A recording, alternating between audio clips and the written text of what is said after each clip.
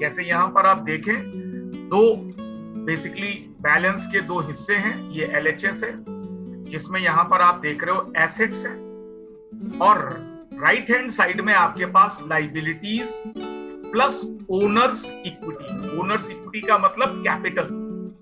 Simple भाषा में owners equity को हम बोलते हैं कैपिटल। यानी आपने जो भी एसेट खरीदी है, वो एसेट या तो आपने उधार में खरीदी है, लाइबिलिटीज का फॉर्मेशन हो रहा है उससे। अगर आप बिल्डिंग खरीदते हो और आपने पेमेंट नहीं किया, तो आपकी एसेट तो बढ़ी गई, लेकिन साथ ही साथ आपकी एक लाइबिलिटी भी क्रिएट हो गई उस आदमी के लिए जिसको आपने पैसा नहीं दिया। और अगर आपने अपने पैसे से एसेट खरीदी है, तो वो आपकी अपनी कैपिटल या अपनी ओनर, ये जो ओनर्स इक्विटी है, इसको हम कैपिटल भी कहते हैं। ओनर्स इक्विटी का सिंपल भाषा में नाम होता है कैपिटल। इसके बारे में आप बहुत सिंपल सी बात करते हैं कि हमारे पास जो कुछ भी है, हमारे पास जो कुछ भी है, वट एवर वी हैव, उनको आप एसेट्स कह रहे हो। एसेट्स हमारे रिसोर्सेस हैं, और एक तरफ है हमें वो रिसोर्सेस कहां से मिले हैं, who provided the financing for them. Resources देने वाला कौन? अगर वो रिसोर्सेस देने वाला कोई आउटसाइडर है तो वो लाइबिलिटी है, और अगर हमने रिसोर्सेस खुद अपने पास से अपने खुद के सोर्सेस से जनरेट किए हैं, तो वो हम खुद हैं, यानी कि वो हमारी ओनर्स की। Accounting equation. Assets equals liabilities plus owner's equity. Each transaction describes both an object and form of financing. In the accounting equation, assets are the objects, and are on the left side of the equation.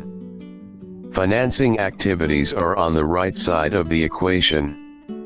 Liabilities represent borrowings and credit arrangements.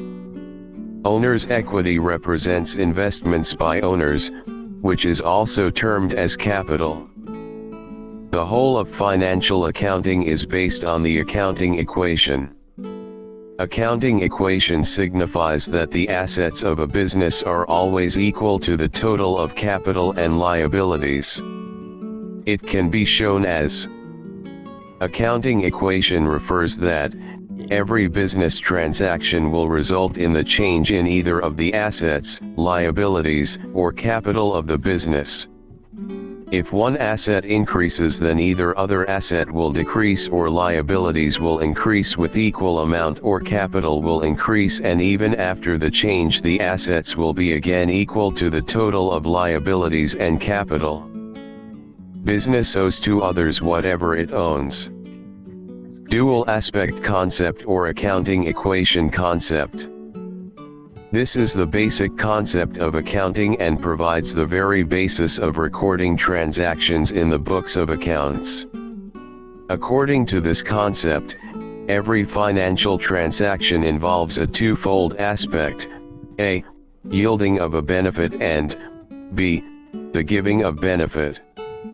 For example, if a business has acquired an asset, it must have given up an asset such as cash or incurred obligation to pay for it in the future.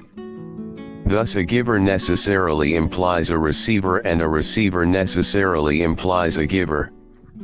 There must be a double entry to have a complete record of each business transaction, an entry being made in the receiving account and an entry of the same amount in the giving account. The receiving account is called the debtor and the giving account is called the creditor. Thus every debit must have a corresponding credit and vice versa. It is upon the dual aspect concept that the whole superstructure of double entry system of accounting has been raised. The accounting equation, i.e. assets equals capital plus liabilities, is based upon the dual aspect concept, and that is why this concept is also called as accounting equations concept. The term assets denotes the resources owned by the business, while equities, capital and liabilities, denotes the claims of various claimants including the proprietors of the business against assets. The accounting equation has been explained as follows. Suppose A, the proprietor, invested Rs 1,00,000 to start the business. The accounting equation will be as follows.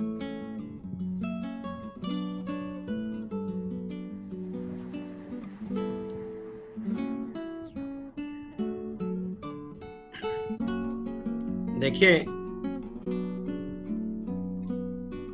जो main accounting equation का concept है, उसके लिए आपको इतनी सी बात ध्यान देनी है, assets are always equals to capital plus liabilities.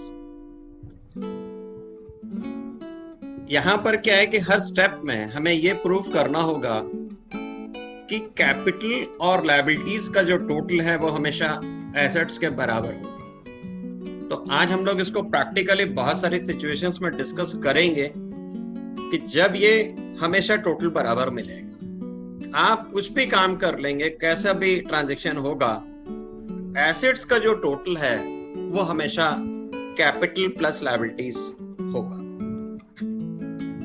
कि हर स्टेज पे हमें मैथमेटिकली ये बात प्रूव करनी होती है कि एसेट्स का जो टोटल है वो इन दोनों चीजों के बराबर है।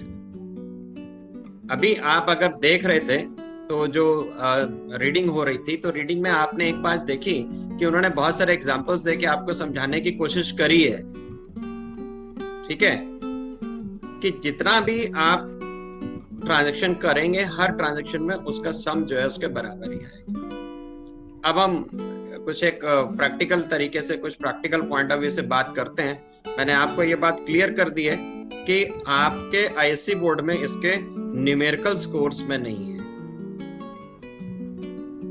पर बेसिक चीजों की इंफॉर्मेशन के लिए थोड़ा सा लाइटली टच करते हुए न्यूमेरिकल्स के बारे में जानकारी आपको होनी चाहिए, ताकि आप आगे के उसमें पार्ट में भी इसमें ध्यान दे सकें। वंशिका, आप कुछ पूछना चाहते हैं, जो कोई बात ऐसी जो आपके ना समझ में आई हो? नहीं सर, आ गया समझ में आ गई बात? हर्षित, पलक? No sir. अच्छा, चलिए हम व्हाइट बोर्ड पे आते हैं।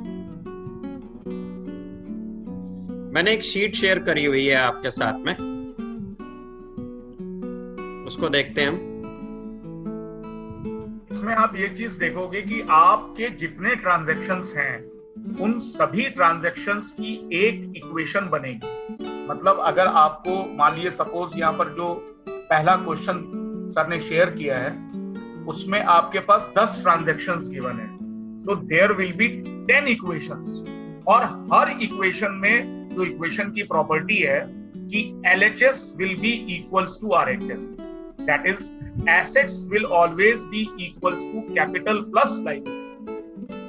और बिजनेस में यही चीज आप रिकॉर्ड करते हो, आप ये इसका बेसिस होता है। इसलिए आप अगर कभी भी रिकॉर्डिंग करते हो तो आपको ये पता होना चाहिए कि for every debit there is an equal amount of credit, and for every credit there is an equal amount of debit. Assets जितनी भी होंगी उनका टोटल कैपिटल और लायबिलिटीज के बराबर होगा। आप में जितने भी स्टूडेंट्स हैं सभी को यह बात पता ही है, एसेट्स क्या होती हैं, कैपिटल क्या होता है और लायबिलिटीज क्या होती है। कैपिटल का मतलब amount invested by owner, liabilities का मतलब amount borrowed by business, and assets means resources और प्रॉपर्टीज ऑफ द बिजनेस। अगर हम बात को समझना चाहें तो बड़ी सिंप्लीफाई में इस बात को हम ऐसे समझ लें कि इस तरफ से बिजनेस के पास से पैसे आ रहे हैं, बिजनेस के पास जो पैसे आ रहे हैं वो यहां से आ रहे हैं, कैपिटल से आते हैं, लायबिलिटी से आते हैं, भाई बिजनेस में पैसे आते कहां से हैं? मालिक देते हैं, ओनर ने दिए पैसे, फिर लोन्स लिए, क्रेडिटर से लिया, तो लोगों से पैसा जितना भी आपने लिया है, इस तरफ वाला पार्ट जो है वो ये शो कर रहा है कि आपके पास पैसे आए कहां से। तो पैसे आने के लिए दो सोर्सेस हैं, एक ओनर एक आउटसाइडर। इनको मालिक से जो पैसा लेते हैं उसको हम इनसाइड लायबिलिटीज भी कहते हैं, इंटरनल लायबिलिटीज भी, कैपिटल इंटरनल लायबिलिटीज भी कहते हैं, और जो दूसरी लायबिलिटीज हैं उनको हम एक्सटर्नल लायबिलिटीज भी कहते हैं। एक्सटर्नल लायबिलिटीज का मतलब ये कि जो बाहर के लोगों से उधार लिया। देखिए बिजनेस तो अपने आप में एक पर्सन है, और अगर बिजनेस अपने आप में पर्सन है तो बिजनेस जो है वो किसी से पैसा ले रहा है, तो सबसे पहले तो वो पैसा किससे ले रहा है? ओनर से, फिर वो बाहर से भी ले रहा है। तो बिजनेस के पॉइंट ऑफ व्यू से बिजनेस की दो लायबिलिटीज है, एक इंटरनल एक एक्सटर्नल। इंटरनल मैं आपको और थ्योरी पोर्शन भी पिछला वाला बताते जा रहा हूँ जो आपके पिछले वाले चैप्टर्स में है, तो सारे को रिलेटेड थ्योरी है ये। तो लायबिलिटीज की बात हम कर रहे हैं। इंटरनल लायबिलिटीज का मतलब जो मालिक लोगों का पैसा। अब 4 पार्टनर हैं, आगे 5 पार्टनर हैं, 6 पार्टनर हैं, तो चारों पांचों पार्टनर ने जो पैसा लगाया हुआ है वो बिजनेस ने लिया है, बिजनेस नामक पर्सन ने लिया हुआ है। तो बिजनेस की उसके प्रति देनदारी है, इसलिए वो मालिक से रिलेटेड है, उसको हम इंटरनल लायबिलिटी कहते हैं। और बाहर लोगों से, बाहरी लोगों से लिया हुआ है, क्रेडिटर से ले लिया, लोन से ले लिया, बैंक से बोरो कर लिया, किसी फाइनेंशियल इंस्टीट्यूशन से बोरो किया, वो आपकी एक्सटर्नल लायबिलिटी हो गई। तो इस जगह पर बेसिकली हो क्या रहा है कि आपके पास पैसे आ रहे हैं। अब हम यहाँ पर यही चीज दिखाते हैं कि भाई जो पैसे हमारे पास आए वो आए कहां से? या तो मालिकों ने दिए या उधार लेके आए हैं। तो ये जो पैसे आपके पास आए ये दूसरी तरफ हमें शो करना होता है कि किस किस एसेट में इन्वेस्टेड है। हम हर स्टेज पे दिखाते हैं कि यहां से पैसा आया और ये उसकी चीजें पड़ी। तो पर्पस क्या है कि इस तरफ से पैसा आ रहा है और दूसरी तरफ से पैसा वो कहां पर लगा हुआ है वो शो किया जाए। अगर हम एक दूसरे तरीके से कोटेशन के उससे बात करें तो इस तरफ हम कहते हैं जी व्हाट वी ओ मतलब देनदारी है, क्या हमने देना है, और इस तरफ हम बताते हैं व्हाट वी हैव, हमारे पास क्या है, हमारे पास क्या है। जी बोलिए,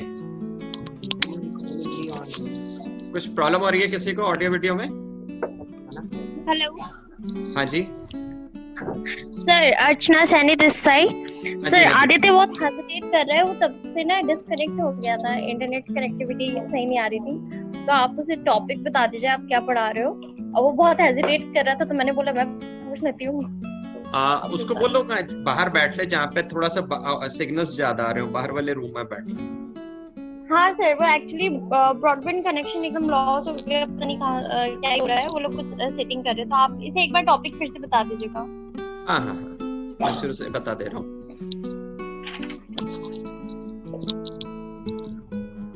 अभी देखिए क्या है कि हमारा जो यहाँ पे पर्पस सिर्फ इतना सा है, ये बात शो करना कि बिजनेस ने जो पैसे लिए हैं वो पैसे कहाँ पर इन्वेस्टेड, पैसे कहां से लिए होंगे, फंड्स कहां से लिए होंगे, मालिक से लिए होंगे या आउटसाइडर से लिए होंगे। तो इस तरफ से पैसे आ रहे हैं हमारे पास, और वो पैसे कहां लगे हुए हैं ये हमें हर सिचुएशन में दिखाना होता है। जितनी भी सिचुएशंस हैं सब में हमें ये प्रूव करके दिखाना है।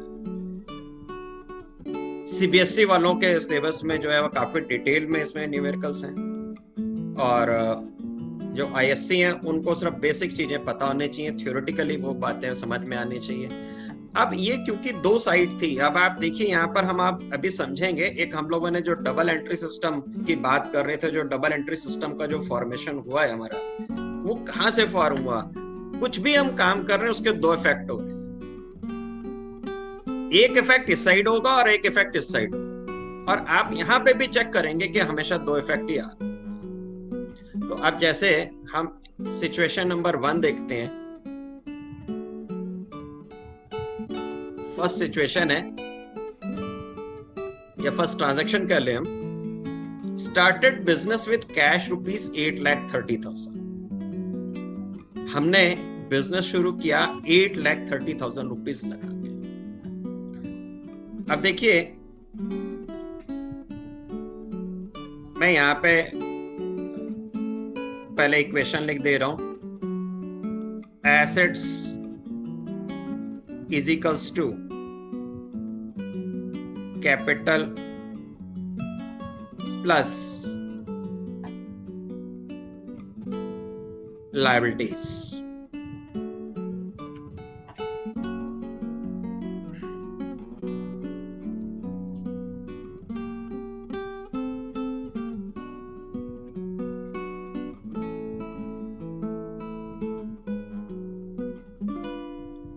आप में से कोई भी ऐसा बच्चा तो नहीं है जिसको इन तीनों वर्ड्स का मतलब ना पता हो। एसेट मतलब properties of the business, capital मतलब amount invested by owner into business, liability means amount borrowed by business. यहाँ पे वो कह रहे हैं जी पहला क्वेश्चन है, पहला ट्रांजैक्शन है started business with cash rupees 8,30,000। तो अब देखिए यहाँ पे सिचुएशन क्या होगी, चेंज होगी। जो कैपिटल है वो आपका कितना दिया उन्होंने, 8,30,000 रुपीज ओनर ने कैपिटल दिया।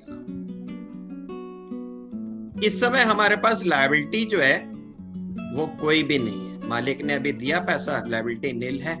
और ये 8,30,000 हमें इस साइड में शो करना है कि किस एसेट के फॉर्म में। तो यहां पर हमको ये शो करना है कि किस एसेट के फॉर्म में। तो एसेट हमारे पास 8,30,000 की ही है, और वो एसेट कौन सी है, जब स्टार्टिंग में उसने दिया हमें पैसा तो वो एसेट है हमारे पास कैश।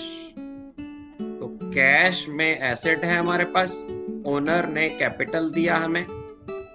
तो इनिशियल स्टेज में ये देखिए ये 8,30,000 इज इक्वल्स टू 8,30,000 इधर से पैसा आया, और ये फर्स्ट स्टेज पे हमने प्रूव किया कि कैपिटल 8,30,000 आया, और ये यहाँ पर हमारे पास कैश में पड़ा। अभी थोड़ा सा अगले वाले ट्रांजैक्शन के बाद तीसरे ट्रांजैक्शन से आपको बिल्कुल पूरी तरह से बात समझ में आ जाएगी। एक और ट्रांजैक्शन अब हम इसमें समझते हैं। अगला ट्रांजैक्शन है furniture purchased for rupees 30,000। Furniture हमने परचेज किया है 30,000 रुपीज का। तो जब हमने 30,000 का फर्नीचर परचेज किया तो एक चेंज हो जाएगा हमारे पास। यहाँ पे जो कैश है ना अपना, ये कैश अब इतना नहीं रहेगा। अब इस समय हमारे पास जो एसेट्स हैं वो कितने हो जाएंगे, एसेट्स अब 2 हो जाएंगे हमारे पास। एक तो होगा फर्नीचर,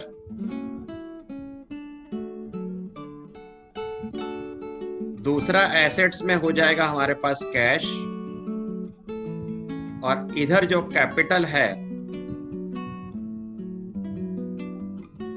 और लायबिलिटी है, तो इसका जो रिजल्ट निकल के आएगा वो ये होगा, फर्नीचर होगा 30,000 का, कैश होगा 8 लाख रुपीस, और कैपिटल होगा 8,30,000, और लायबिलिटीज होंगी नील। ये हमने सेकंड स्टेज पे प्रूव करा कि देखिए ये बराबर है, इसमें कोई चेंज नहीं। लेफ्ट साइड और राइट साइड जो है दोनों की दोनों एक जैसे ही हैं, दोनों का टोटल बराबर होगा। अगर हम इंटरनल पर्पस समझें तो पैसे आए थे कैपिटल से 830, जिसमें से कैश में 8 लाख और फर्नीचर में 30,000 है। इस तरफ से पैसा आ रहा है, और यहाँ पर हम दिखाते हैं कि वो पैसा कहाँ लगा रखा है। चेंज के हिसाब से अगर हम बात करें तो कैपिटल जो ओनर ने दिया हुआ था वो 830 का 830 रहा, पर कैश जो 830 था इसमें से 30,000 कम होके उसकी जगह पर क्या आ गया, कैश में से 830 में से कम हो जाने के बाद 30,000 का फर्नीचर ले लिया, तो कैश बच गया 8 लाख का और फर्नीचर हो गया आपका 30,000। बताएं बात समझ में आई कि नहीं आई? अगर नहीं समझ में आई है बात तो कोई बात नहीं, अब थर्ड वाले स्टेज पे आपको और अच्छे से बात समझ में आ जाएगी। देखिए ये कॉन्टिन्यूटी में ही चलना है इसमें जो भी होगा। अब हम थर्ड वाले स्टेज पे आते हैं। थर्ड वाले में क्या कह रहे हैं, machine purchased costing rupees 1 lakh. 1 lakh रुपए की मशीन खरीदना। तो अब हमारे पास देखिए इस समय जो है ना एसेट्स कितनी हो जाएंगे, देखिए एक एसेट होगी मशीन, दूसरी एसेट होगी हमारे पास फर्नीचर,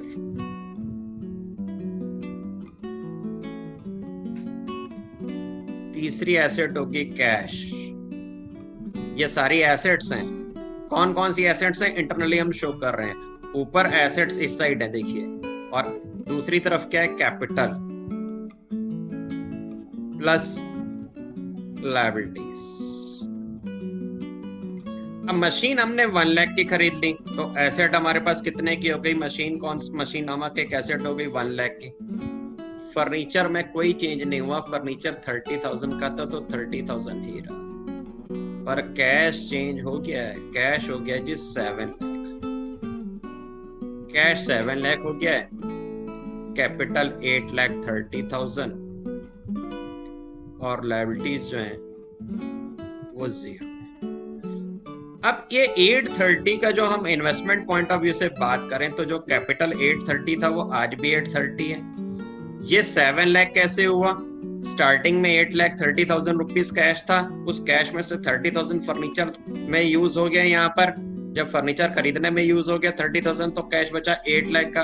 अब इस 8 लाख में से हमने 1 लाख रुपीज मशीन खरीदने में यूज कर दिया, तो अब हमारे पास कैश कितना बचेगा 7 लाख। तो अगर हम सिचुएशन देखें तो ये टोटल अभी भी 830 है, या इसको 2 नजरिए से समझा जा सकता है।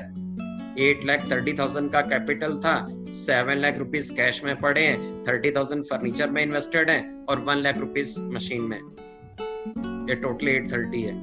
या अगर हम कॉन्सेप्चुअल पॉइंट ऑफ व्यू से बात करें तो देखिए यहाँ पे चेंज क्या हुआ, एसेट कम हुई और एक एसेट कम हुई, तो उसके बाद क्या हो गया, हमारे पास दूसरी एसेट आ गई। कुल मिला के 2 इफेक्ट हो रहे हैं, आप अगर नोटिस कर रहे हैं। अब मैं आपको प्रेजेंटेशन की बात बता दूं, ये कोई अकाउंट्स का पार्ट नहीं है, ये कोई अकाउंटेंसी या अकाउंटिंग का पार्ट नहीं है, ये सिर्फ एक कॉन्सेप्चुअल क्लियरेंस है, सिर्फ कॉन्सेप्ट क्लियर करने की बात है कि in every condition this equation will be satisfied. Her condition में यह इक्वेशन सेटिस्फाई होगी। It means LHS is equals to RHS. LHS means left hand side, RHS means right hand side. हमेशा हर situation में लेफ्ट हैंड साइड और right hand side बराबर होगी। इसको present करने के बहुत सारे तरीके हैं, हर टीचर अपने तरीके से इसको प्रेजेंट करता है। आप यहाँ पर अलग अलग स्कूलों से बच्चे हो तो आपको जिस तरीके से आपके टीचर प्रेजेंट करने को बोलेंगे उस तरीके से आप प्रेजेंट करेंगे। हर स्कूल में हर टीचर हर किताब अलग अलग तरीके से उसको लिखता है। कॉन्सेप्ट इतनी सी बात का ऐसे ही होगा। अब देखिए यहाँ पर जैसे हमने अलग अलग करके लिखा, कुछ लोग इसको वर्टिकली कॉलम्स बना के कर देते हैं, कुछ लोग एक बार मेन हेडिंग बना करके उसी के अंदर सॉल्व करते रहते हैं। तो बहुत सारे तरीके हैं करने के, और ये मैं आपको तरीका बता दूंगा इनफैक्ट में कि कॉन्सेप्ट्स बता दूंगा, और प्रेजेंटेशन जो दिखाने का तरीका है वो आपको अपने स्कूल के टीचर के साथ करना। और आईएससी वालों को तो सिर्फ कॉन्सेप्चुअल क्लियरेंस ही चाहिए। इनफैक्ट इसका कोई स्टैंडर्ड प्रेजेंटेशन का फॉर्म है ही नहीं, क्योंकि ये बेसिकली आपको अकाउंटिंग में डबल एंट्री सिस्टम क्यों चल रहा है ये बताने की बात है। आपने देखा कि हर ट्रांजैक्शन का कम से कम 2 जगह पर इफेक्ट हो रहा है, तो वो दिखाने का तरीका है। अब वो दिखाने के लिए फॉर्मेटिंग का कोई स्टैंडर्ड फॉर्मेट नहीं है इसका। ये एक स्टैंडर्ड फॉर्मेट, हर आदमी अपने हिसाब से अपने फॉर्मेट बनवाता है। तो जैसे सर ने बताया कि हर ट्रांजैक्शन में जैसे कोई एसेट बढ़ रही है तो उसको आप इंप्रूव करते जाइए, कोई लायबिलिटी बढ़ रही है उसको इंप्रूव करते जाइए, या आप पहले से फॉर्मेट बना के चल सकते हैं।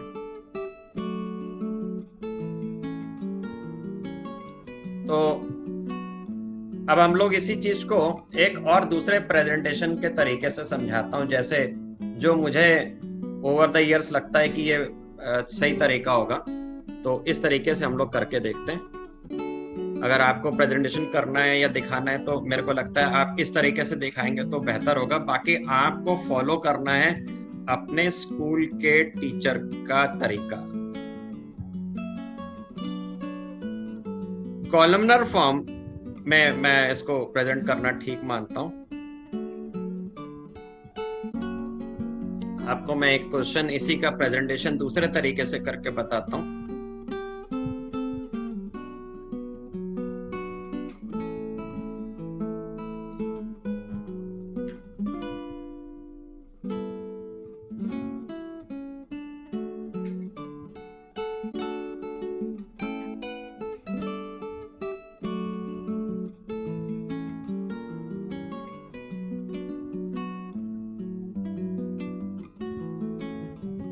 ऐसे कॉलम्स हम बना लेंगे। देखिए, इसका कोई स्पेसिफिक वे इसलिए नहीं हो सकता, बात समझने की है कि ये अकाउंट्स का पार्ट है ही नहीं, ये सिर्फ कॉन्सेप्चुअल क्लियरेंस है। बाकी जो आप जर्नल पढ़ा आपने, इसके बाद अभी आप लेजर पढ़ेंगे, स्पेशल बुक्स पढ़ेंगे, सब्सिडरी बुक्स पढ़ेंगे, वो सारे स्टैंडर्डाइज हुए हैं, वो ऑल ओवर वर्ल्ड एक ही तरीके से मेंटेन किए जाते हैं, क्योंकि वो डबल एंट्री सिस्टम का पार्ट है। ये डबल एंट्री सिस्टम का पार्ट नहीं है।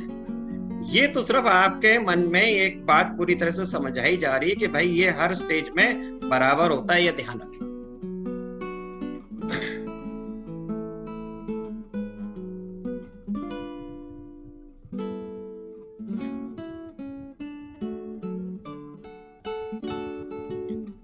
मैं प्रेजेंटेशन का तरीका आपको समझा दे रहा हूं, बाकी आप अपने स्कूल के टीचर के हिसाब से करोगे, मेरा तरीका नहीं यूज करोगे आप।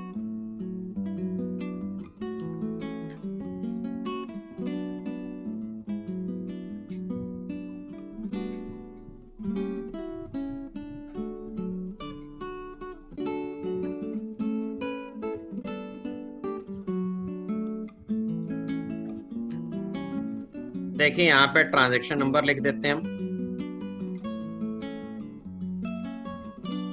और all these are assets, ये सारी assets हैं,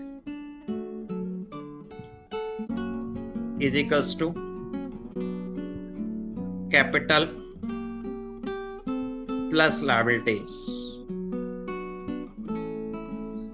ये हमारे को हर स्टेज में प्रूव करके दिखाना है। ये हमने ऊपर एक बार लिख दिया कि assets are always equals to the sum of capital and liabilities।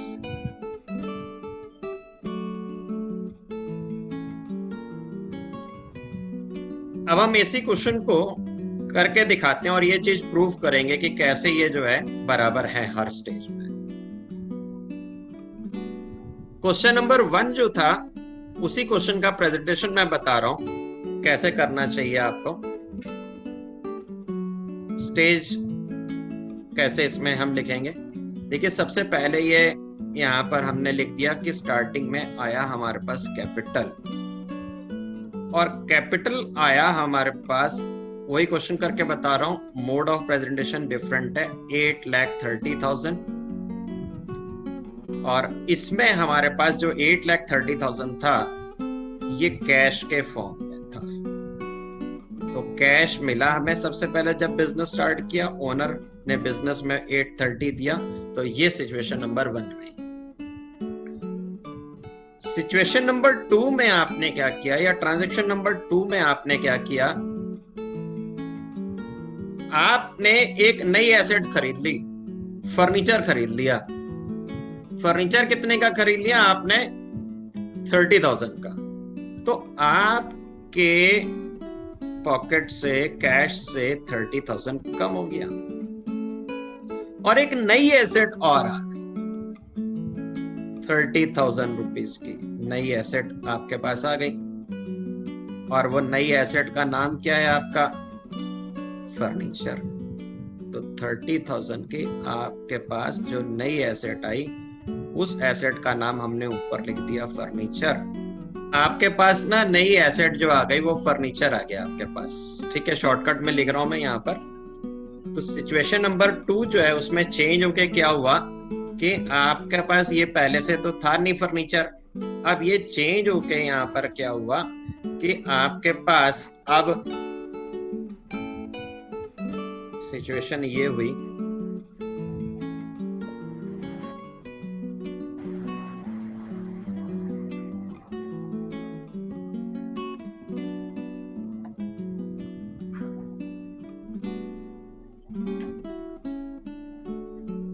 आपके पास इस समय चेंज होके कैश जो है वो रह गया 8 लाख रुपीस। ओनर ने जो 8,30,000 दिए थे वो 8,30,000 के 8,30,000 एज इट इज हैं। और आपके पास जो फर्नीचर है वो एक नई एसेट और आ गई 30,000 की। ये चेंज हुआ यहाँ पर इस जगह पे। सिचुएशन नंबर 3 पे आते हैं हम। इसके बाद सिचुएशन नंबर 3 में आपने क्या किया, जब आपने 3 में आए तो आपने एक मशीन खरीदी। जब आपने मशीन खरीदी तो आपका यहां से कैश 1 लाख रुपीस जो है ना, यहां से कम हो गया कैश। इसके में तो कोई चेंज नहीं हुआ, यहां पे भी कोई चेंज नहीं हुआ। और एक नई एसेट और आ गई 1 लाख रुपीस की, जो पहले थी नहीं, और उस एसेट का नाम आ गया जी मशीन। नई एसेट कौन सी आ गई? मशीन। ठीक है, मशीन।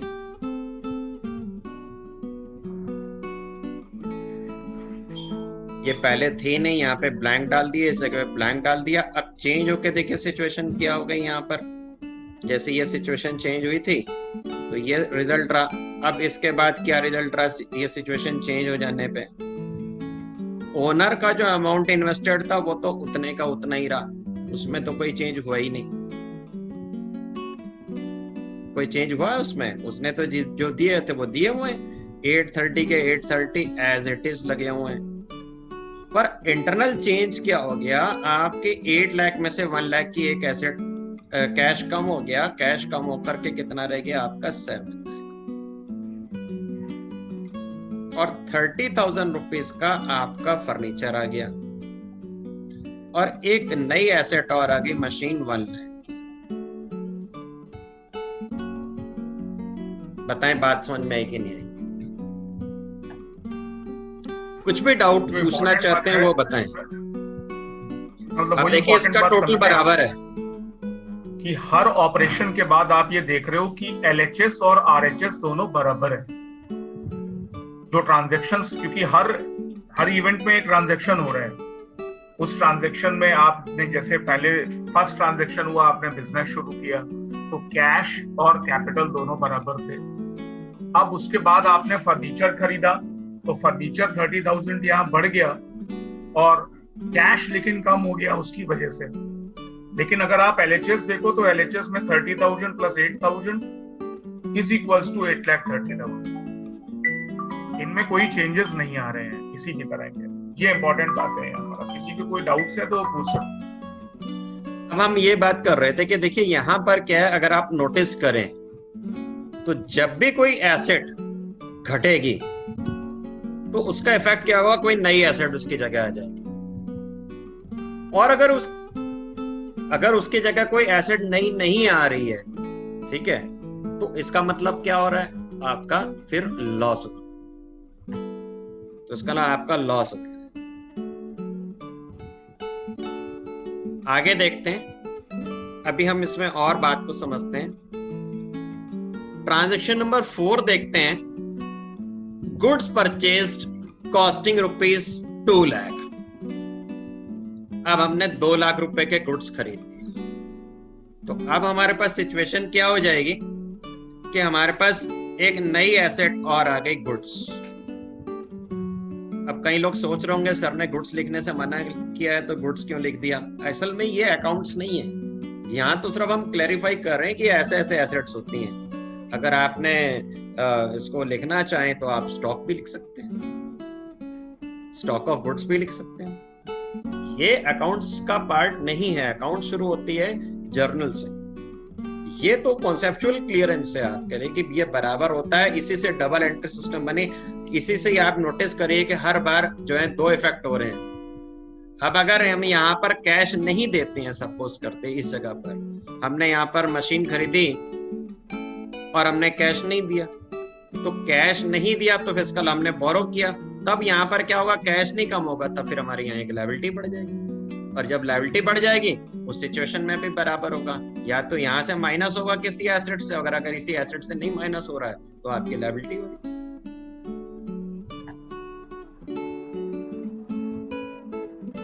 तो अब हमने क्या किया कि एक नई एसेट और खरीद ली, गुड्स, जो पहले से तो थी नहीं, इसलिए मैंने पुरानी सारी सिचुएशंस में ब्लैंक डाल दिया। अब हम फोर्थ सिचुएशन पे आ रहे हैं, या फोर्थ ट्रांजैक्शन कह लें। तो यहां पर क्या चेंज हो गया,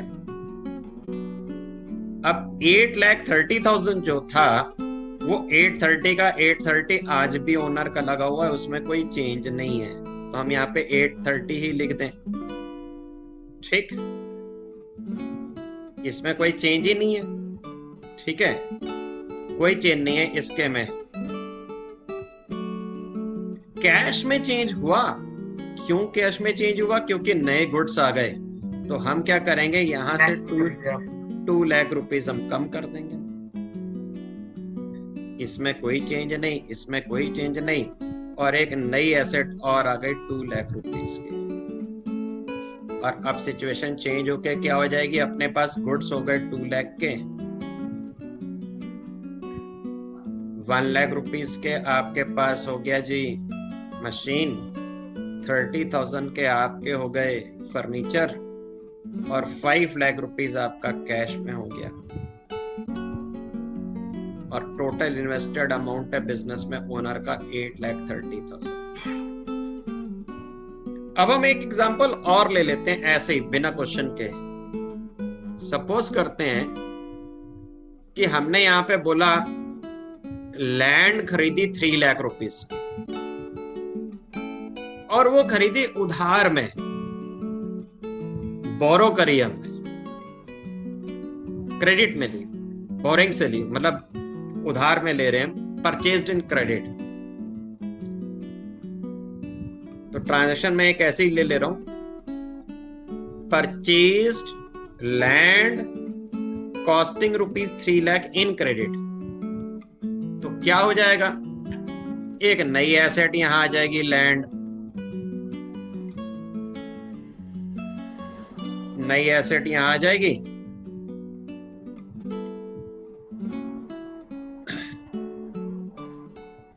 नई एसेट कितने की आ गई, पहले तो थी नहीं, ब्लैंक डाल दिया सब जगह, ऐसे एक्सप्लेन कर रहा हूं मैं आपको समझाने के लिए। कितने की आ गई है, 3 लाख रुपीस की। अब ये कैश जो कम हो रहा था, यहाँ कम हुआ, यहाँ कम हुआ, यहाँ कम हुआ, यहाँ तो कम हुआ नहीं क्योंकि हमने कैश दिया ही नहीं। तो यहाँ पर क्या हो जाएगा, ये आपका कैश तो फिर 5 लाख का 5 लाख ही आएगा। फर्नीचर में कोई चेंज हुआ नहीं, फर्नीचर 30,000 का 30,000। मशीन में कोई चेंज हुआ नहीं, 1 लाख का 1 लाख। गुड्स में कोई चेंज हुआ नहीं, गुड्स 2 लाख के 2 लाख। कैपिटल में कोई चेंज हुआ नहीं, कैपिटल सेम 8,30,000। पर ट्रांजैक्शन क्या हुआ, यहाँ पर अभी तक एक ही ट्रांजैक्शन आपने शो किया है कि 3 लाख रुपीज यहाँ पे प्लस हो गए हैं, 3 लाख की ये प्लस हुई है। ये सेकंड इफेक्ट क्या हुआ, आपने यहाँ पे जो पैसे दिए थे ये तो दिए ही नहीं अब की बार। तो अब क्या होगा, इस साइड में एक लायबिलिटी आ जाएगी। अब वो लायबिलिटी जो भी है, लायबिलिटी लिखते हैं, liability towards the payment of land, या जो भी अनड्यू अमाउंट, जो भी ड्यू अमाउंट है वो लिख देना है हमने यहाँ पे, किसके नाम से है। राम से उधार लिया तो राम, बैंक से लोन लिया तो बैंक का नाम लिख देंगे, या जिसने भी हमें लैंड दिया उधार उसका नाम, तो उसके प्रति हमने यहाँ पर इतना पैसा देना है वो लिखेंगे हम। तो कितना लिखेंगे आप यहाँ पे, 3 लाख रुपीज। इस जगह पे हम लिखाएंगे लायबिलिटी, जो भी लायबिलिटीज है। तो आप देखिए इधर का टोटल कितना हुआ, 8,30,000 प्लस 3 लाख, यानी कि 11,30,000, और इधर भी 11,30,000। तो हर सिचुएशन में ये सेम ही होगा।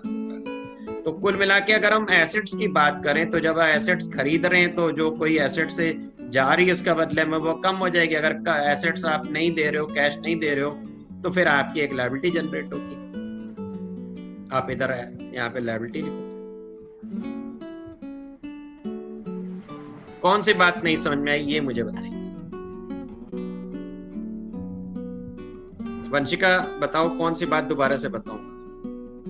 सर आ गया। हाँ जी, कौन पूछ रहे हैं, बोलिए।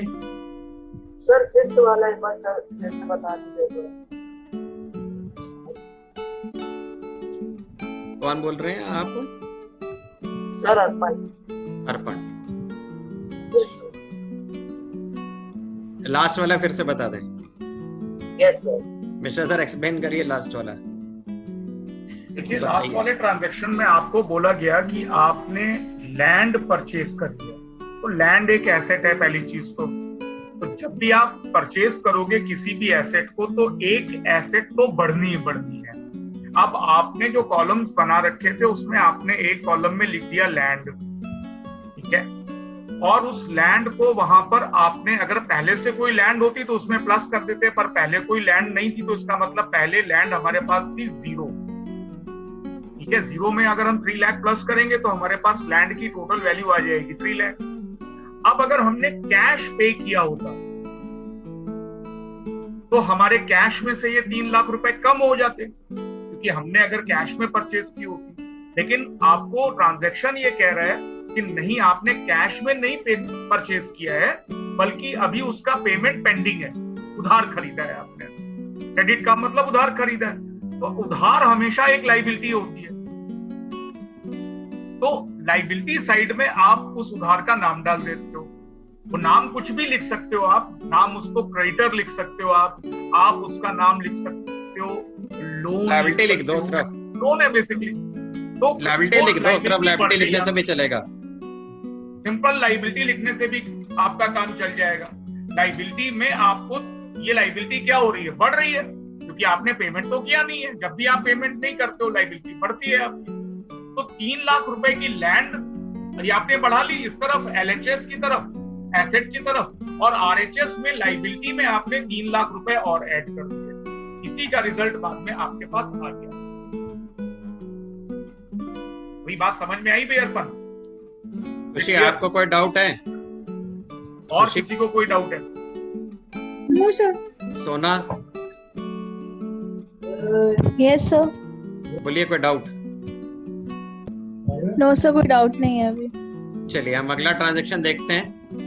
अब अगर कोई डाउट नहीं है तो ट्रांजैक्शन नंबर 5 आपको खुद आना चाहिए। Furniture purchase costing 50,000 in credit from Amisha limited.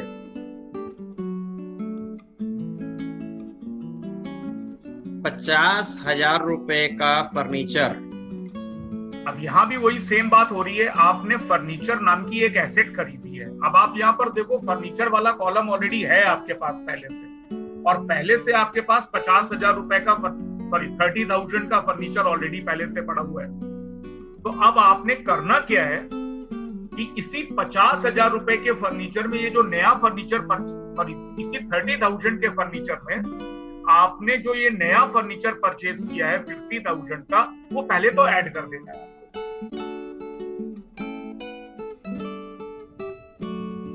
ठीक है भाई, तो क्या करना चाहिए सोना? सर ने बताया जो आपको क्या करोगे आप? सर फर्नीचर वाले कॉलम में उसको ऐड कर देंगे और कैश से माइनस कर देंगे। कैश से माइनस कर देंगे या नहीं कर देंगे ये भी मैंने नहीं बोला। कैश तो दिया ही नहीं, हम तो उधार में ले रहे हैं, कैश कहाँ से कम कर दोगे? कैश तो आप तभी कम कर सकते थे अगर आपने पेमेंट कर दिया होता। पैसे तो दिए ही नहीं भाई। क्वेश्चन साफ साफ बोल रहा है कि आपने पैसे नहीं दिए।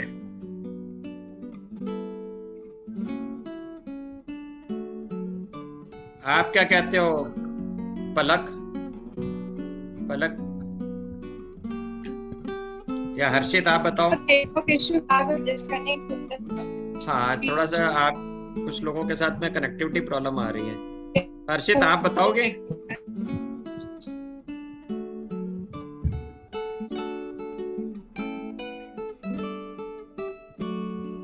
शुभी?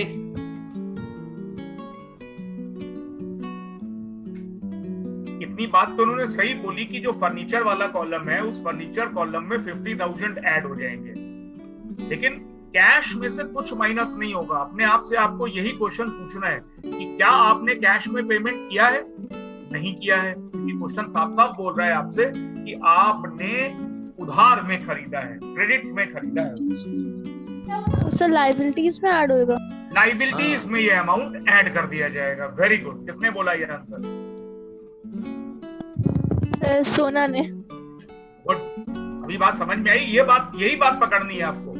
जो क्वेश्चन मैंने अभी अपने आप से पूछा कि क्या बढ़ा, तो पहले बोला फर्नीचर बढ़ा। क्या कैश घटा? नहीं, कैश तो घटा नहीं, क्योंकि हमने पेमेंट तो किया नहीं है उसको। तो फिर जब पेमेंट नहीं किया तो इसका मतलब हमारी एक लायबिलिटी और बढ़ गई। चले हम तो कितने का फर्नीचर लिया था? कितना अमाउंट था फर्नीचर का? 50,000 का फर्नीचर था। तो देखिए ये फर्नीचर का कॉलम है क्या हमारे पास? पहले देखेंगे। अब ये नहीं कि फर्नीचर का फिर कॉलम बना दें। ये 30,000 का फर्नीचर था, इसी में ही फर्नीचर और बढ़ जाएगा। ठीक है, और बढ़ा देंगे। कितने का और बढ़ गया आपका फर्नीचर? 50,000 का। अब हमने यहां से कैश कम करना था भाई, तो कैश तो दिया ही नहीं। अब चूंकि कैश दिया नहीं है तो इसलिए हम नहीं कम कर सकते। हमने यहाँ पर मालिक से भी कोई पैसा लेन देन नहीं किया। अब यहाँ पर क्या हुआ, एक नया लायबिलिटी आ गई है, कर्ज नया बढ़ गया। तो ये इस वाली साइड में आप देखो, ऊपर हेडिंग क्या हमारी, कैपिटल प्लस लायबिलिटीज। इस तरफ सारी लायबिलिटीज दिखानी है। लोन लिए, क्रेडिटर से लिए, बोरोइंग करी, तो यहाँ पर एक कर्ज बढ़ गया। कर्ज का नाम क्या होगा हमारे? उस कर्ज का नाम है, क्रेडिटर लिख दें या जो भी लिखते हैं, सप्लायर लिख दें, लोन लिख दें, सिंपल सी बात है। यहाँ पर नाम दिया हुआ है अमीषा लिमिटेड। तो अमीषा लिमिटेड के इतने पैसे देने, मैंने शॉर्टकट में ए लिमिटेड लिख दिया। सप्लायर ए लिमिटेड, इसके प्रति इतनी देनदारी है, इतना पैसा हमारा आउटस्टैंडिंग है। ठीक है, तो इसका पहले से तो कोई ट्रांजैक्शन था ही नहीं, इसलिए सारे पिछले वाले कॉलम्स जितने हैं वो ब्लैंक हो गए। और अब हमने इससे 50,000 रुपीज ले लिए, बोरो किए। तो 50,000 बोरो करे क्या मतलब? हमने उसको फर्नीचर के पैसे देने ही है, हमारी देनदारी है। बोरो नहीं पढ़ना यूज करें, देने हैं इतने पैसे। तो अब हमारी जो सिचुएशन है भाई वो चेंज हो करके ऐसे हो जाएगी। अब देखो, इसको प्रेजेंटेशन के कई तरीके हैं। मैंने ऊपर एक बार हेडिंग लिख दी, फर्नीचर, उसी में प्लस माइनस करते जा रहा हूँ। कई टीचर क्या करते हैं कि हर स्टेज पे, इस जगह पे जहाँ पे देख रहे हैं आप कर्सर, चलिए मैं ब्लू पेन से बता भी देता हूँ, वो हर स्टेज में ना, जैसे इस जगह पर वो लिखेंगे, यहाँ पे हर बार वो एसेट का नाम लिखेंगे, इस जगह लिखेंगे सर, इस जगह वो कैपिटल लिखेंगे, इसके ऊपर कैश लिखेंगे, इसके ऊपर फर्नीचर लिखेंगे, इसके ऊपर मशीन लिखेंगे, इसके ऊपर गुड्स लिखेंगे। तो कुछ टीचर क्या करते हैं, वो हर स्टेज पे उसके साथ साथ नाम भी लिखते हैं। तो बार बार रिपीटेशन कोई मुझे समझदारी नहीं लगती है, पर अगर आपके टीचर बोलते हैं तो आप लिखिएगा। 11th में जो टीचर आपके स्कूल में बता रहे हैं, जैसा वो बोलते हैं वैसा आपको करना चाहिए। तो अब सिचुएशन हमारी जो है वो चेंज हो गई, और इक्वेशन हमारी जो 5 जो बन के आ रही है वो 5th बन के ये आ रही है कि कोई भी नई एसेट है नहीं, गुड्स हमारे 2 लाख के हैं, और ये हमारा 1 लाख का 1 लाख पड़ा हुआ है, इसमें कोई चेंज नहीं है। फर्नीचर 30,000 का था, 50 का और खरीद लिया, अब हो गया जी फर्नीचर 80,000 का। कैश में कुछ भी परिवर्तन नहीं हुआ, कोई चेंज नहीं हुआ, cash is as it is 5 lakh. Owner के जो पैसे देने थे आज भी 8,30,000 देना है, कोई चेंज नहीं हुआ है। और एक नया कर्ज बढ़ गया है, लायबिलिटी बढ़ गई है 50,000। बिजनेस ने 830 ओनर से लिए हुए हैं, 50,000 बाहर से लिए हुए हैं, टोटल बिजनेस ने 8,80,000 देने हैं। उस 8,80,000 की ये चारों एसेट्स पड़ी, इनका टोटल कर लीजिए, टोटल इनका 8,80,000 आएगा।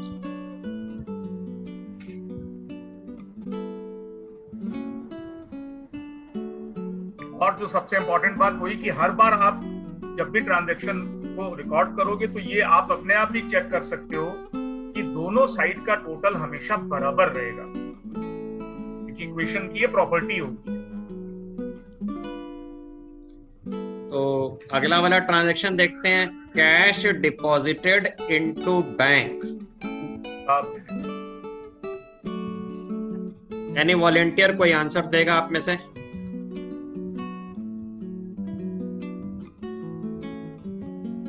वंशिका जी आंसर कौन दे रहे हैं? हर्षित बताइए।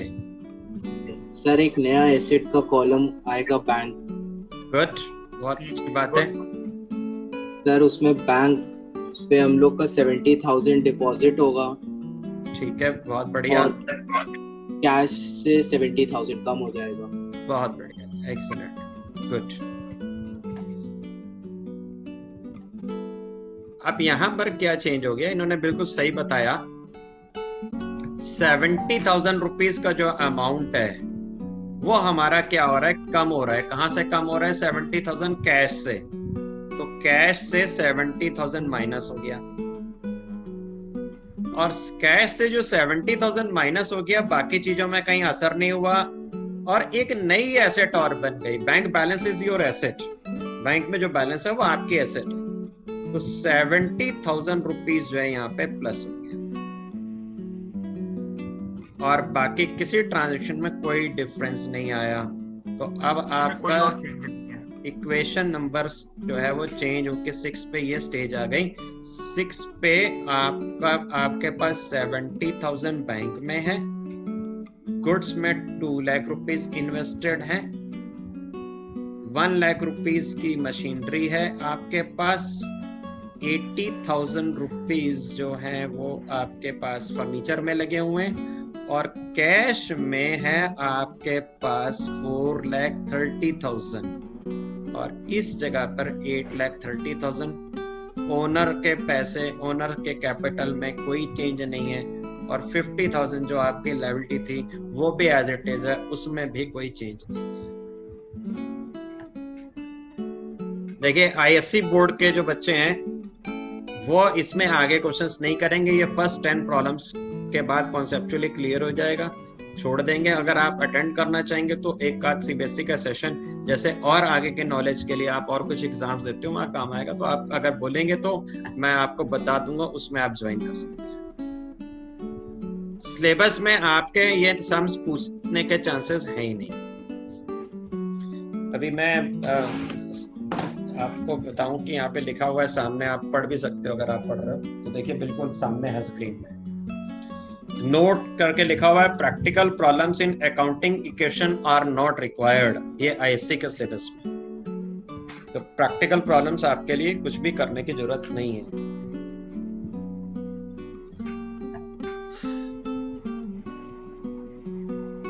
ट्रांजैक्शन नंबर 7 देखते हैं, कैश पे to Amisha limited 20,000।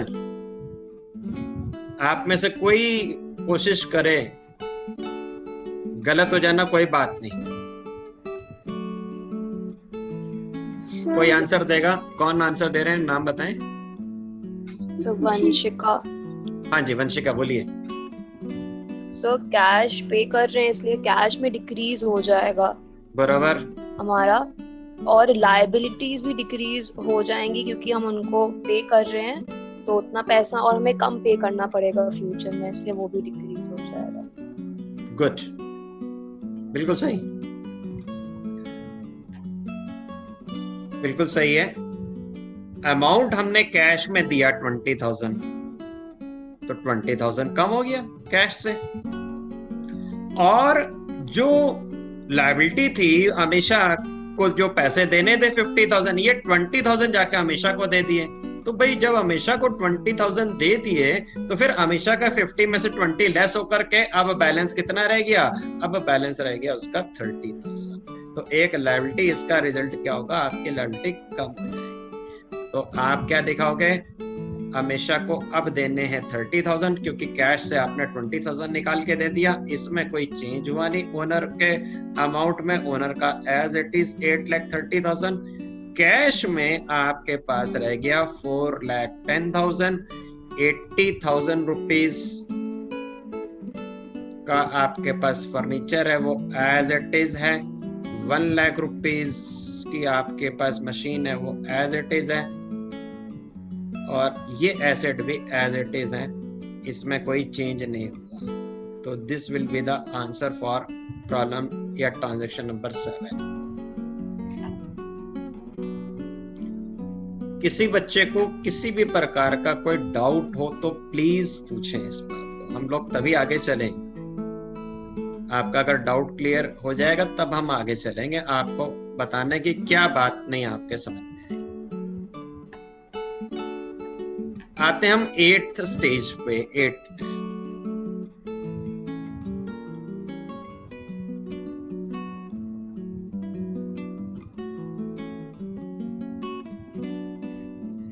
machine purchased for 60,000 and payment given by check.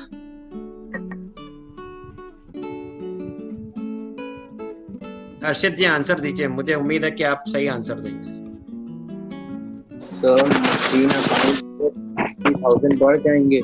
बराबर। एंड सर बैंक अकाउंट में हम लोग ने 70,000 डिपॉजिट किए थे, उससे 60,000 कट जाएंगे। बराबर, बिल्कुल गुड गुड। सबके समझ में आ गई बात।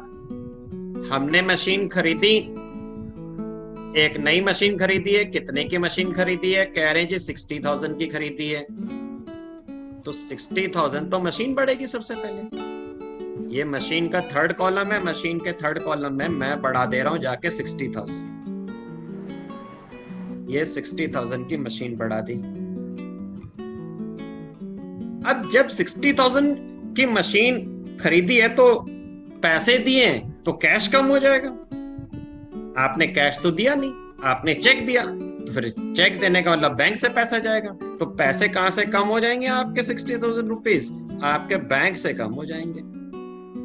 और अगर आपने बैंक से भी नहीं दिए होते तो फिर आपकी एक लायबिलिटी दूसरी तरफ पड़ जाती है, आपका एक कर्ज खड़ा हो जाता क्योंकि आपने पैसे नहीं दिए। जब आप कैश देंगे कैश कम हो जाएगा, जब आप बैंक से पैसा देंगे तो बैंक बैलेंस कम हो जाएगा, और अगर आप पैसे देंगे ही नहीं तो दूसरी तरफ आपका वहां कर्ज खड़ा हो जाएगा, लायबिलिटी खड़ी हो जाएगी। तो अब आपका जो स्टेटस है वो चेंज होके यहाँ पे हो जाएगा कि बैंक में रह गए भाई अब 10,000। 70 था, 60 की तो मशीन पेमेंट में चला गया और इसमें कोई चेंज हुआ ही नहीं, ये एज इट इज है। और मशीन जो थी वो पहले 1 लाख की थी, 60 की और आ गई, अब 160 की हो गई। और इसके अलावा ये फर्नीचर जो है उसमें इस बार फिर कोई चेंज नहीं हुआ, और कैश भी हमने नहीं दिया तो कैश भी एज इट इज पड़ा हुआ है। और ओनर का जो पैसा है वो आज भी उसके जैसे वहीं का वहीं वैसे ही पड़ा हुआ। ओनर ने कुछ लिया भी नहीं, कुछ दिया भी नहीं, तो ओनर का ट्रांजैक्शन बिल्कुल भी इफेक्टेड नहीं हुआ। तो अगर आप नोटिस कर रहे हो वंशिका जी, तो देखिए आप हर बार 2 इफेक्ट दे रहे हैं हम, 1 2 1 2 1 2 2। यहीं से डबल एंट्री का सिस्टम का इजाद हुआ। डुअल इफेक्ट होता है हमेशा। एसेट कम होगी तो दूसरी एसेट आ जाएगी, अगर दूसरी एसेट आ रही है ठीक है तो वो उसको बैलेंस कर देगी, या अगर आपने उधार में लिया तो आपकी एक लायबिलिटी जनरेट हो जाएगी। आते हैं हम ट्रांजैक्शन नंबर 9 पे। अच्छा, एक बात और नोटिस करनी होगी कि अगर ऊपर के ट्रांजैक्शन गलत हो गए तो नीचे के आंसर सारे गलत हो जाएंगे। यानी कि जहां आपने गलती करी उसके आगे के सारे, नीचे आगे का सारा पार्ट गलत होते चले जाएगा। तो इसलिए इसकी नॉलेज जो है बहुत अच्छे से आपको होनी चाहिए, आपको इसकी समझ अच्छे से होनी चाहिए। समझ गए ना? क्यों? अगर आपने पहले ही फर्नीचर का अमाउंट गलत लिख दिया या कैपिटल का अमाउंट गलत लिख दिया, अगले वाले में ही तो उसमें प्लस माइनस होना है, आगे वाले में फिर गड़बड़ हो जाएगी। खैर देखते हैं। 9th ट्रांजैक्शन का आंसर मुझे दें, कौन देगा आंसर? दिलप्रीत आंसर दो। हैं Dilpreet? Yes sir. Furniture purchased for 5,000 and payment given by cheque, क्या करें? सर फर्नीचर में 5,000 ऐड हो जाएगा और बैंक से 5,000 कम हो जाएगा। बिल्कुल सही आंसर है, गुड। समझ में आ गई है मेरे को लगता है बात। और 10th ट्रांजैक्शन का आंसर देंगी मुझे खुशी। 10th का cash withdrawn from bank ₹3,000, bank से 3,000 रुपीज हमने निकाले, तो बैंक से 3,000 माइनस हो जाएगा। ठीक है, इसमें से बैंक में से, सही है। एक हो गया इफेक्ट, सेकंड इफेक्ट बताओ।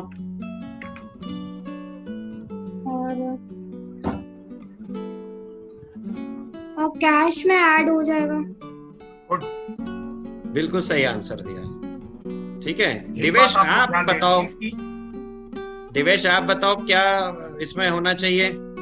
Cash withdrawn from bank ₹3,000। Sir सही बोला था उन्होंने कि बैंक से कम हो जाएगा, उसके बाद कैश में ऐड हो जाएगा। बिल्कुल सही भाई।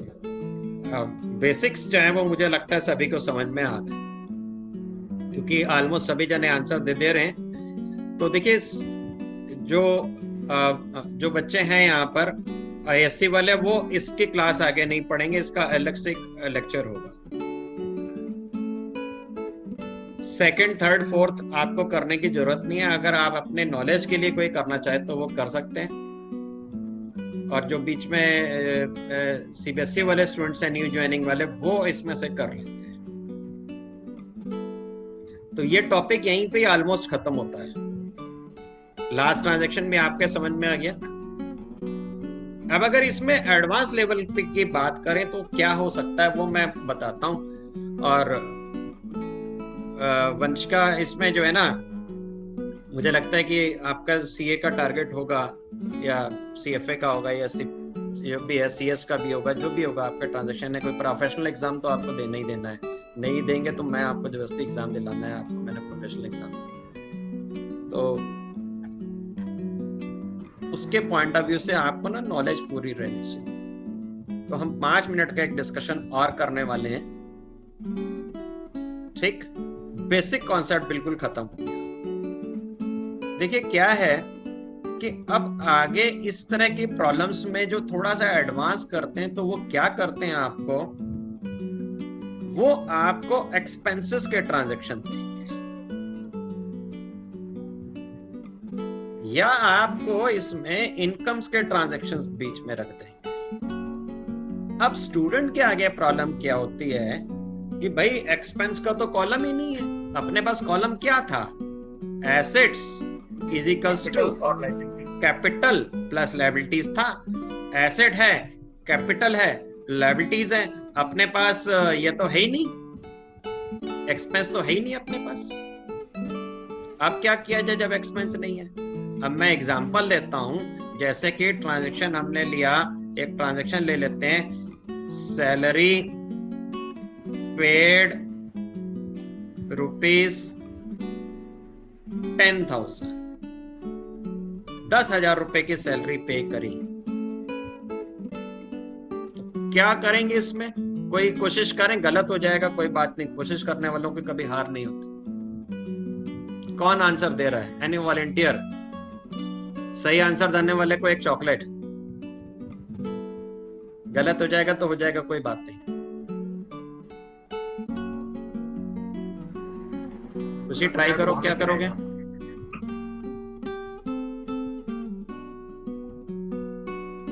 वंशिका जी, एनी गेस? कैश में तो 10,000 माइनस हो जाएगा। ये तो बिल्कुल सही बात होगी, कैश तो कम होगा ही होगा, सैलरी देंगे, कैश तो कम होगा, ये तो सही हो गया। और अब प्रॉब्लम पता क्या फंस रही है अपने पास कि कोई एसेट तो आ ही नहीं रही, तो एसेट क्या करें? अब देखिए ये है एक्सपेंस। बड़ा सिंपल सी बात है कि एक्सपेंस और इनकम का कोई कॉलम नहीं बना।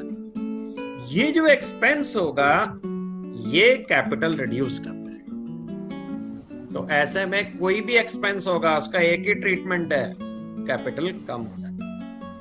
हमने वेजेस पे करी, कैपिटल कम, हमने रेंट पे किया, कैपिटल कम। एसेट तो कोई आई नहीं, एसेट कोई आई नहीं, हमने बोला जो आपके पैसे लगे हुआ तो उससे रेंट में चला गया, अब हमारे पास कुछ मिला तो है नहीं, होगा कैपिटल कम कर। तो समझ में आ गई कि नहीं आ गई बात? और इसी तरह से अगर मान लेते हैं कि जैसे हमने क्वेश्चन ले लिया, इसी में ही बोलते हैं जी रेंट रिसीव्ड ₹10,000, तो अगर रेंट रिसीव हो गया तो इनकम हो गई। अब इनकम का भी कोई कॉलम नहीं है अपने पास, कॉलम तो सिर्फ इतने ही है। कॉलम क्या बना सकते हो आप? एसेट्स का बना सकते हो, ठीक है, या आप बना सकते हो कैपिटल का, या बना सकते हो लायबिलिटीज का। तो ऐसे में फिर क्या करेंगे हम, जो इनकम होगी वो जाके कैपिटल में जोड़ देंगे। तो जब भी एक्सपेंस की बात आ रही होगी तो उसका हर एक्सपेंस में एक ही ट्रीटमेंट होना है, कैश कम हो जाएगा और कैपिटल कम हो जाएगा। रेंट पे किया, कैश कम हुआ, एसेट कोई आई नहीं, कैपिटल कम कर देंगे। फिर हमने वेजेस पे करी, कैश कम हुआ, कैपिटल कम हो जाएगा। इलेक्ट्रिसिटी बिल पे किया, एक्सपेंस है, कैश कम हो जाएगा, कोई एसेट आई नहीं, कैपिटल कम हो जाएगा। तो सब बात की एक बात, जितने भी एक्सपेंस के ट्रांजैक्शंस होंगे सब में क्या हो जाएगा आपका, कैश कम और कैपिटल।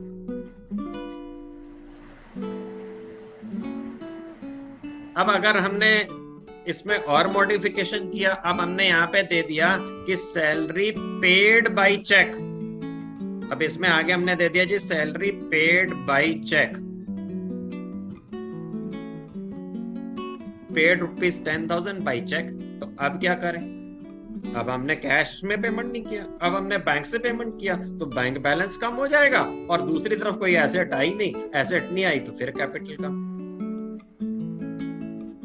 ये बात समझ में आई कि नहीं हर्षित जी आपके? Yes sir. बिल्कुल क्लियर सी बात है कि अगर कोई भी एक्सपेंस है, what ever the name is, उस एक्सपेंस के लिए आपको हमेशा अपनी कैपिटल को कम करना है। और अगर आप पेमेंट कर रहे हो तो कैश से या तो माइनस कर दोगे अमाउंट को, या अगर आप चेक से पेमेंट कर रहे हो तो बैंक से माइनस कर दो। सिमिलरली इनकम के लिए ठीक उल्टा होगा। इनकम का मतलब है कैपिटल का बढ़ना, तो इनकम के लिए आप कैपिटल को बढ़ा दोगे अपनी जितने रुपए की भी इनकम है, अगर वो इनकम इंटरेस्ट से हो रही है, वो इनकम रेंट से हो रही है, वो इनकम डिस्काउंट से हो रही है। इनकम अगर हो रही है आपको तो आप कैपिटल को बढ़ा दोगे उतने अमाउंट से, और कैश में अगर मिल रही है तो कैश को बढ़ा दोगे। अगर चेक में मिल रहा है आपको पैसा तो आप उसे बैंक में ऐड कर दो। ये सीधा सा मतलब एक्सपेंसेस और इनकम आपकी कैपिटल को अफेक्ट करेंगे ही करेंगे, उनका एक इफेक्ट कैपिटल पर होगा। अब अगर कॉलम नहीं बना सकते, नहीं बनेगा, ना बना सकते हो आप, तो बनाए कॉलम नहीं बना सकते हो तो आप क्या करोगे भाई, उसमें कैपिटल से एडजस्टमेंट करो। गुड्स कॉस्टिंग 5,000 मान लेते हैं, goods costing 5,000 destroyed by fire. Sir capital से भी डिक्रीज होंगे एंड गुड्स होंगे कैपिटल। ये सही है। लॉस है, एक्सपेंसेस और लॉसेस का ट्रीटमेंट बिल्कुल एक जैसा होता है। गुड्स कम हो जाएंगे, गुड्स कम हो जाएंगे, लेकिन ये लॉस है, और लॉस जो है वो एक्सपेंस का ही एक दूसरा रूप होता है। लॉस और एक्सपेंस बिल्कुल एक जैसी चीजें होती हैं।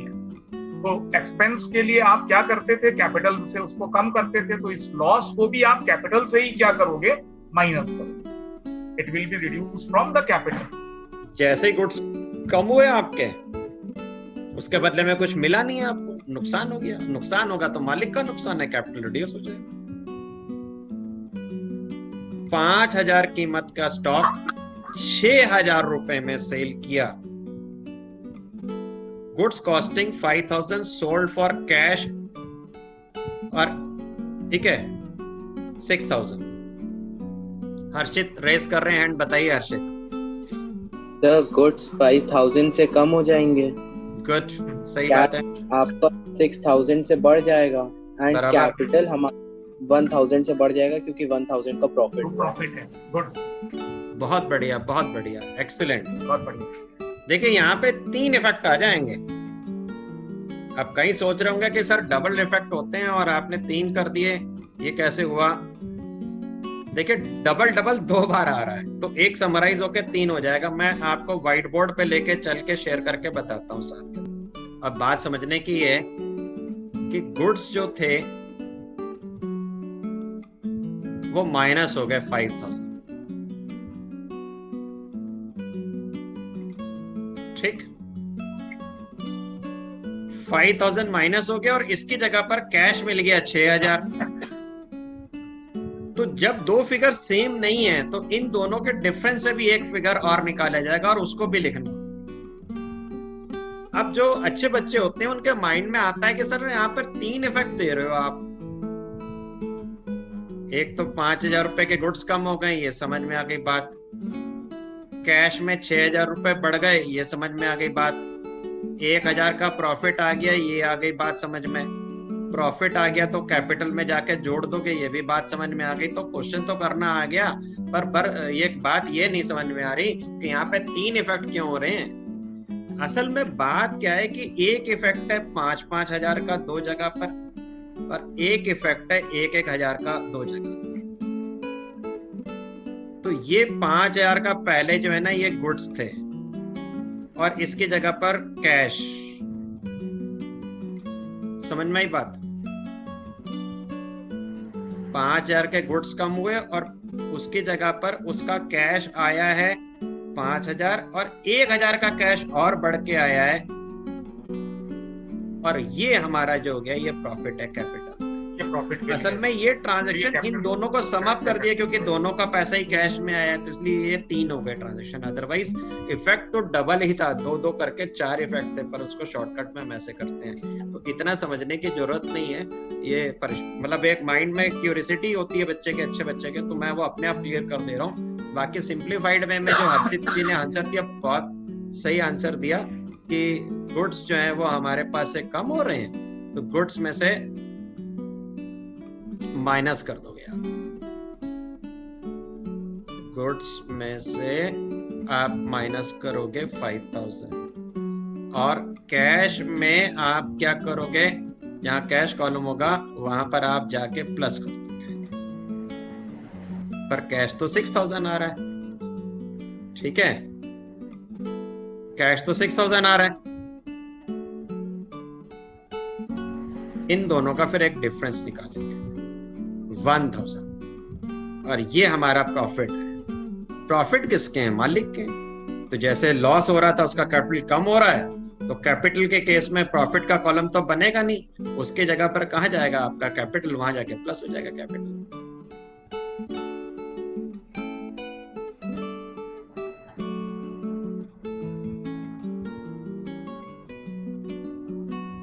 अब आप एक आंसर और दीजिए। शुभी है क्या क्लास में? शुभी के आज थोड़ा सा कनेक्टिविटी प्रॉब्लम है।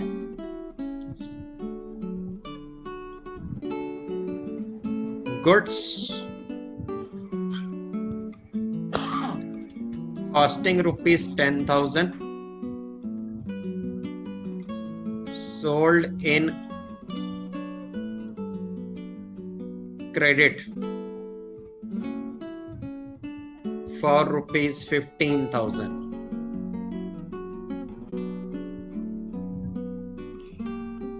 $10,000 के गुड्स थे, सेल किए, उधार में सेल किए और 15,000 में सेल किए। हाँ जी, कौन आंसर दे रहा है? वंशिका।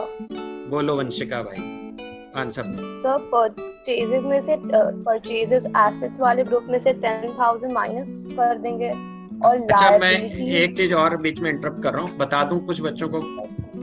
चाहे आप वहाँ पे कॉलम जो हेडिंग लिख रहे हो ये कोई अकाउंट्स नहीं है, वहाँ गुड्स लिख लो, चाहे स्टॉक लिख लो, चाहे परचेज गुड्स लिख लो, एक ही बात। तो आपने बताया कि परचेजेस यानी कि गुड्स में से आप 10,000 के गुड्स माइनस कर दोगे। हाँ, आगे बताओ। सही है ये। और सर 15,000 हम लोग की लायबिलिटीज में से डिक्रीज हो जाएगा और 5,000 रुपीज कैपिटल वाले कॉलम में इंक्रीज हो जाएगा।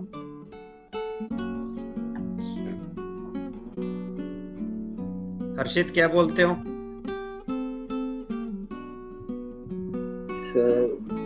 सर गुड्स से तो 10,000 हमारे कम हो जाएंगे। ठीक है, बिल्कुल सही है। पहला काम जो है मैं लिख देता हूँ, जो गुड्स हैं इसमें से 10,000 माइनस हो जाएगा। आगे बताओ। सर कैपिटल में 5,000 बढ़ जाएगा। कैपिटल जो है उसमें प्रॉफिट आ जाएगा तो 5,000 रुपए बढ़ जाएंगे, ये भी सही है। भी सही है। आंसर लाइबिलिटी में 15,000 ऐड होना चाहिए। आप लोग गलत तरफ जा आप रहे ध्यान हो। दो, आप बिल्कुल सही सोच रहे हो पर थोड़ा सा ट्रैक से डिफरेंट वे में चले गए। लायबिलिटी कोई है ही नहीं, पैसे लेने हैं हमने बच्चे, देने थोड़ी ना, लेने हैं। एसेट के कॉलम्स में डेटर का कुछ ऐड कर दें और वहां डेटर्स बनाएंगे एक हम। बिल्कुल सही आंसर दिया, गुड, एक्सीलेंट आंसर। डेटर्स नामक एक एसेट और बढ़ जाएगी। आपको एक बात पता होनी चाहिए कि debtors are assets and creditors are liabilities. Debtors वो लोग हैं जिनसे हमने पैसे लेने होते हैं, हमारे पैसे उनके पास पड़े होते हैं, वो हमारी एसेट्स हैं, तो डेटर्स एसेट होते हैं। तो यहाँ पे एक नई एसेट बनेगी, नया कॉलम बनेगा और वो डेटर्स कॉलम होगा। आप सही सोच रहे थे पर थोड़ा सा एक्चुअली क्या है ना, आपने प्रैक्टिस, हम लोगों ने अभी इतनी तो करी नहीं है। 15,000 आपने सोचा सही था हर्षित, आप सही ट्रैक पे जा रहे थे। आज की क्लास में एक जो इम्पोर्टेंट बात आपको याद रखनी है कि डेटर्स एसेट्स हैं और क्रेडिटर्स लायबिलिटीज हैं। डेटर्स वो लोग होते हैं जिनसे हमने पैसे लेने होते हैं, वो हमारे एसेट्स होते हैं। क्यों एसेट है? हमारे पैसे उनके पास पड़े, हमारी प्रॉपर्टी उनके पास पड़ी हुई है। सर इसमें डेटर्स में 15,000, डेटर्स में जो है आपका अमाउंट जो है कितना होगा, कितने पैसे लेने हैं? 15,000। इसमें सर गलती से 5 लिखे हैं। हाँ 15, क्योंकि उधार में तो 15,000 दिया ना, तो 15,000 लेना है। तो आप देखो सारा इफेक्ट क्या रहा, 15,000 प्लस, और इधर ये कुल मिला के क्या रहा, इन दोनों का इफेक्ट। इस साइड में 5,000 बढ़ जाएंगे, 5,000 इधर बढ़ जाएंगे, वो टैली हो जाएगा। Furniture purchased in credit from Messrs ABC for rupees 20,000। बताओ क्या आंसर दोगे इसका? सो फर्नीचर्स वाले कॉलम में 20। ठीक है, फर्नीचर 20,000 बढ़ जाएगा, गुड। और क्रेडिट में लिए तो फिर डेब्टर्स में भी ऐड होगा।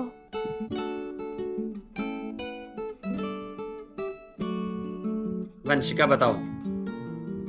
तो लायबिलिटीज में 20,000 इंक्रीज कर देंगे। देखो सोना, जो है ये बात ध्यान देनी है कि हमने फर्नीचर खरीदा तो फर्नीचर प्लस होगा, और अभी पैसे दिए नहीं है तो दूसरी तरफ एक लायबिलिटी खड़ी हो जाएगी। उस लायबिलिटी का नाम लिख देंगे, किसको पैसे देने, जैसे हमने सेम यही ट्रांजैक्शन अमिषा का किया था, तो वहां अमिषा लिखा था, अमिषा की जगह पर अब हम लिख देंगे मैसर्स ABC। ये ऊपर वाला ही ट्रांजैक्शन था, मैंने भी रिपीट किया, कोई बात नहीं, आ जाएगा।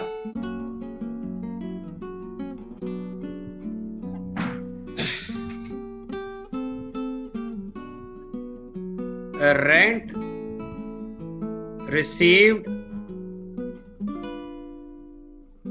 by check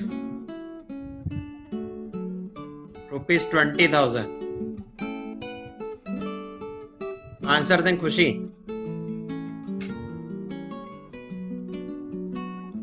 बैंक में 20,000 ऐड हो जाएगा। ठीक, रेंट और कैपिटल इंक्रीज होगा। बिल्कुल सही आंसर है। चेक से पैसा मिल रहा है तो बैंक प्लस हो जाएगा, ये इन्होंने सही बताया। और बदले में रेंट में मिल रहा है पैसा, तो रेंट में अब हमारे पास जगह क्या है, एसेट, कैपिटल और लायबिलिटीज, तो तीनों जगह पे ये फिट नहीं होता है। रेंट क्या चीज है? रेंट तो अपने लिए इनकम है, तो इनकम को कहाँ लिखना है हमने, जितनी भी इनकम होगी वो कहाँ जाएगी, कैपिटल के अंदर जाएगी। तो इनकम्स को हमने क्या करना है, कैपिटल में लिखना है। ठीक है, तो ये पार्ट कहाँ जाएगा आपका, कैपिटल में। कैपिटल में जोड़ देंगे आप इसको।